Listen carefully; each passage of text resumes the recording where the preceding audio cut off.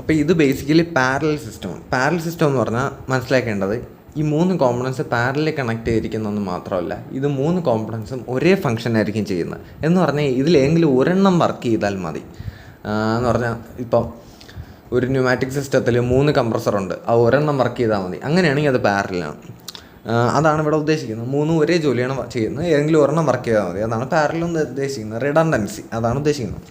അപ്പോൾ ഇതിൻ്റെ റിലയബിലിറ്റി നമ്മൾ എങ്ങനെയാണ് കണ്ടുപിടിക്കുന്നത് പറഞ്ഞാൽ, ഓരോന്നിൻ്റെ റിലയബിലിറ്റി R1, R2, R3. അപ്പോൾ നമ്മൾ ബേസിക്കലി വേറെ ഇതെടുക്കുക എന്ന് പറഞ്ഞാൽ R1ഉം R2ഉം മാത്രമുള്ളൊരു സിസ്റ്റം എടുക്കുക. ഇങ്ങനെയാണെന്ന് വിചാരിച്ചോ. ഓക്കെ, അപ്പോൾ ഇതിന് നമ്മൾ സെറ്റ്സിൽ പഠിച്ചിട്ടുണ്ട് എന്താണ്, ഇത് R1 വർക്ക് ചെയ്യാനുള്ള പ്രോബിലിറ്റി ആണോ എന്ന് വെച്ചോ, ഇത് R2 വർക്ക് ചെയ്യാനുള്ള പ്രോബിലിറ്റി ആണോ വെച്ചോ. അപ്പോൾ ഏതെങ്കിലും ഒരെണ്ണം വർക്ക് ചെയ്താൽ മതിയല്ലോ. അപ്പോൾ ഇതിൻ്റെ യൂണിയനാണ്.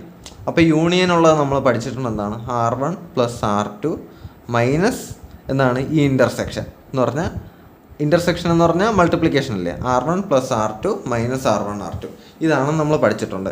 ഇനി ഒരു 3 കോമ്പണൻറ്റ് സിസ്റ്റം ആണെങ്കിലോ, R1 R2 R3 എങ്കിലും നമ്മൾ പഠിച്ചിട്ടുണ്ട് R1 + R2 + R3 minus R1 R2 minus R2 R3 minus R1 R3 plus R1 R2 R3.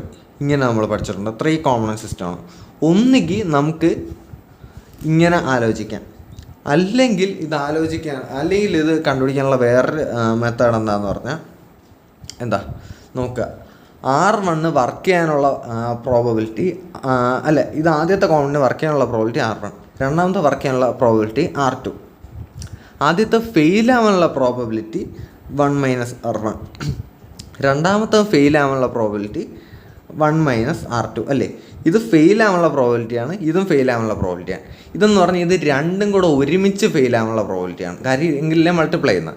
അപ്പോൾ ഇത് രണ്ടും കൂടെ ഒന്നിച്ച് ഫെയിൽ ആവാനുള്ള പ്രോബബിലിറ്റി. നമുക്ക് എന്ത് മതി, ഏതെങ്കിലും ഒരെണ്ണം വർക്ക് ചെയ്താൽ മതി.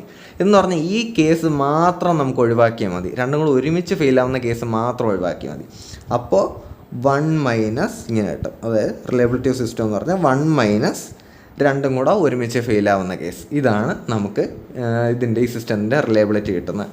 ഇത് നമ്മൾ സിംപ്ലിഫൈ ചെയ്യുമ്പോൾ നമുക്ക് ഇതേ സാധനം കിട്ടും. അപ്പോൾ നമുക്ക് 2 രീതിയിൽ ആലോചിക്കാം. ഒന്നുകിൽ ഇങ്ങനെ സെറ്റ്സ് പോലെ ആലോചിക്കാം, അല്ലെങ്കിൽ ഇങ്ങനെയും ആലോചിക്കാം. നമുക്ക് 2 കോമ്പണൻറ്റോ 3 കോമ്പണൻറ്റോ ആണെങ്കിൽ ഈ സെറ്റ്സ് പോലെ ആലോചിക്കാം. പക്ഷേ കൂടുതൽ കോമ്പണൻസ് ഉണ്ടെങ്കിൽ നമുക്ക് ഇങ്ങനത്തെ ഒരു അപ്രോച്ച് എടുക്കുന്നതായിരിക്കും നല്ലത്.